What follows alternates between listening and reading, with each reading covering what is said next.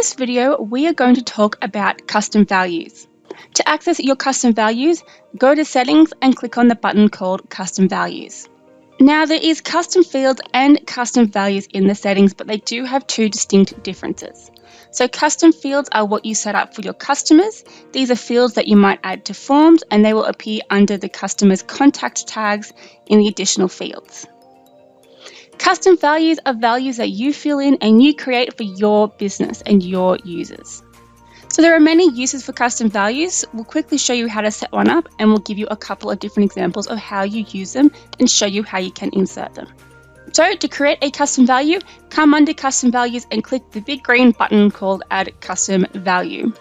Now you're going to give it a name, and then you can also give it a value. And when you're happy, you can click Save. Now, if you moved head office or the head office phone number changed, all you would have to do is come in here, click Edit, and change what that value is. So that is very easy, very quick. Now let me show you some of the best ways that you can implement this. Now let's say that there was a form that was based for a certain team. So whenever someone booked in with your research and development team, they would fill in the research and development form, and then the research and development head would get a notification by email. So there's a lot of different ways you could do that, but if you set up the trigger so that anytime someone fills in that form or books an appointment or whatever else, the action you could perform will go add an action, choose an action, send an SMS, and then here you could just come down a little bit, go to custom values, and then you could pick notification SMS. Copy that, and then just come and paste that here. So if you have your notification set up to go to a custom value, if whoever has this phone number goes away on holiday and you want to change it up for whatever reason, instead of having to go through and change 50 triggers, you can just come across to your custom value, go to notification SMS, hit edit, and update the phone number that is going to get all of those messages. And then if that person came back from leave or being away for whatever reason, you could just change it back. You could do a lot of really great things with this, including making a notification email address as well, and that could be your best info at, or this could be whatever you need it to be. You could also have your business location, and you can put that in for wherever your meetings are taking place. Or if it is a weekly meeting that changes location, you can just update the location address. So let's create an example of that. We're going to add a custom value, and we're going to call this. And this week, we're going to give it the value of head office. Now that we have this custom value, let's go and set up a new campaign. Once you have the basic bones of the email that you want to send, you can start inserting your custom values. So to insert a custom value, you just click on the button that says a custom value. Here you have a bunch of different options to values that you can insert into your emails. So the first one is contact, and that is anything relating to the contact that you are about to email.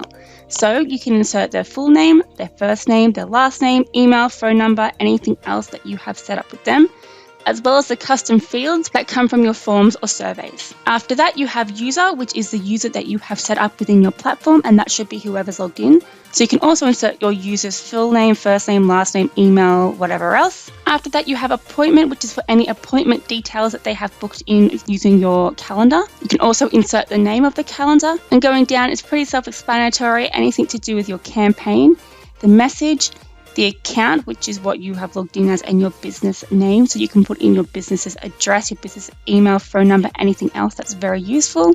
You can also put in the current time. So it says, hey, don't forget it is this time right now for whatever reason you might need. And then you have your custom values, which is what you have set up. So we're going to deck this out with a couple of different custom value options. The first is we are going to put in their name. So custom value, hi, whoever this is getting sent to.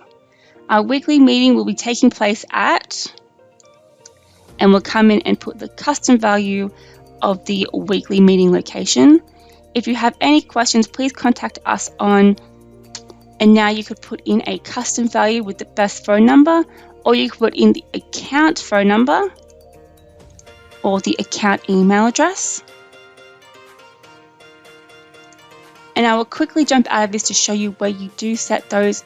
Just to clarify, the account details is under company, and it will be the company email and the company phone number. And then you can also use the custom values to set up an email signature. Now this is really great if you're setting up a lot of different campaigns, but you want the email signature to be the same in all of them, but something might change, and instead of having to edit all of them, you just update the custom value. So you could go, put in the user's email, the user's phone number. If this was a smaller business and the email was coming out from the business owner, you could set up the custom values for the owner email address and the owner phone number, or you could just put in something generic, or you can just type it in based off that person. Another really great option you could do is to set up a custom value with a Zoom link, and then you can change the Zoom link week by week and it will automatically drop in. Another really great example to show you how custom values work is for an appointment reminder email or SMS. So let's set this up really quickly. We can insert the contact's name. You can also insert your calendar name. So for example, if your calendar's name was 10-minute consult, you could write this out like, maybe we could add in who the appointment is with. So we could say that it is the business owner, for example.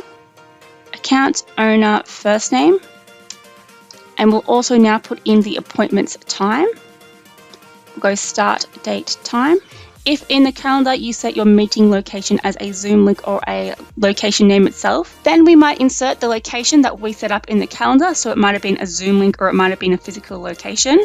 So we'll go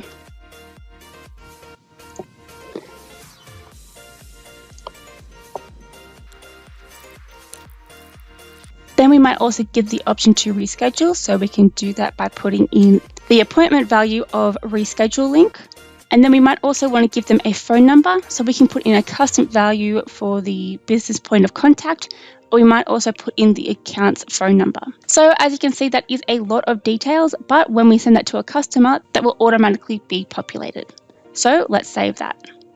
So when you are sending an email directly to your customers, you can still use custom values from here as well. And you just find them over here on the right-hand side, and all the same options are there. There is another video on how to use email signatures, and in that video, we set up an email signature template using custom values. So let me just load that up here, and you can see how this can look. So when you send an email that has those custom values, like the user's phone number or the user's email address, it could be any custom value, but that's what we have here. So this is something that we sent from the test account, and you can see this further in the video, but all of that information has been populated. This isn't exactly the same because we did modify it a little bit when we sent it out, as you'll see in the video, but all of this information does come across. Another great video in the help library goes through how you can use these custom values in your funnel build. So if your user has hit the site before, they'll be able to see all of your information or their information, however you set it up on that web page itself. It's really exciting and very cool. So that is custom values, how to set it up, how to insert them, and how to use them, as well as a couple of different ideas and ways that you could implement custom values, such as using them in your trigger notifications, your email signatures, inserting them on funnel pages, and also putting them into your campaigns and your emails.